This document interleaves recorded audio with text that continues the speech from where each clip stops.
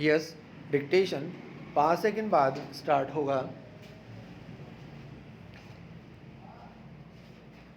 Yes, start. उपाध्यक्ष महोदय, अगर भारत की आर्थिक व्यवस्था को हम देखें तो यह कहने में कोई त्रुटि नहीं होगी कि कृषि उसका आधार है। विराम। किसी भी देश की सामाजिक और आर्थिक स्थिति उस देश की भूमि की उत्पादन शक्ति पर निर्भर रहा करती है। विराम। यदि भूमि की उत्पादन शक्ति में कोई कमी हो जाती है तो उस देश की आर्थिक और सामाजिक स्थिति में भी कुछ परिवर्तन आरंभ हो जाता है। विराम। कृषि भारत के लिए एक आर्थिक व्यवस्था ही नहीं है, यह एक संस्कृति भी है। विराम। जो लोग आंदोलन में विश्वास रखते हैं इनको पता ही होगा कि जितने भी आंदोलन इस देश में होते हैं वे समाज के नाम से, धर्म के नाम से, जाति के नाम से या राजनीति के नाम से होते हैं। विराम।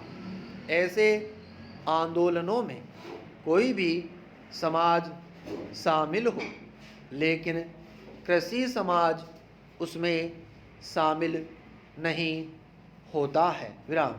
उस आंदोलन के साथ कृषि समाज की सहानुभूति भी नहीं होती है। विराम।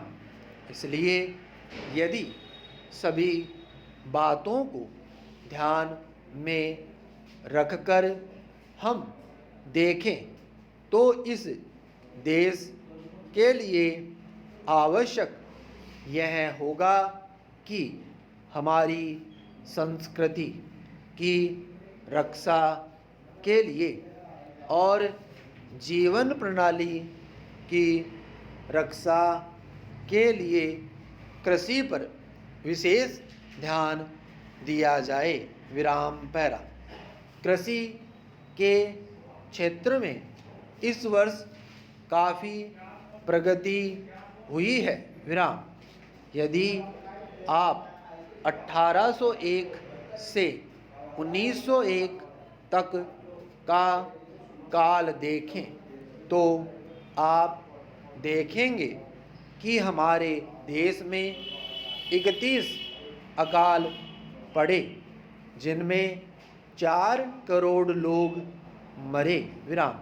लेकिन आज हमारे खाद्य मंत्रालय ने 100 रुपये मन के भाव पर गेहूं खरीद कर एक भी आदमी को मरने नहीं दिया। इसके लिए हमारा खाद्य मंत्रालय बधाई का पात्र है। विराम पैरा। एक बात मैं विशेष रूप से इस अवसर पर कहना चाहता हूँ। विराम। आजकल हम लोग मानव शक्ति पर ज़्यादा ध्यान न देकर पूंजी पर ज़्यादा निर्भर रहने की कोशिश करते हैं। विराम। आपको याद होगा लगभग 5 दशक पहले मैं जापान की आर्थिक व्यवस्था बिगड़ गई थी लेकिन वहाँ के 60 लाख काश्तकारों ने कृषि शिक्षा के बल पर इतना अनाज पैदा करके दिखलाया कि आज वे 10 करोड़ आदमियों का पालन पोषण कर रहे हैं। विराम। वहाँ पर 30 ऐसे विश्वविद्यालय हैं जिनमें कृषि की शिक्षा दी जाती है, जिनसे 16,000 छात्र प्रतिवर्ष शिक्षा प्राप्त करके निकलते हैं। विराम। आज हमारे देश में पर्याप्त कृषि विश्वविद्यालय स्थापित हो चुके हैं। विराम। हमारे देश की 120 करोड़ जनसंख्या को दृष्टि में रखते हुए जापान एक छोटा सा राज्य है, शायद हमारे राजस्थान से कुछ ही बड़ा है। विराम। स्टॉप।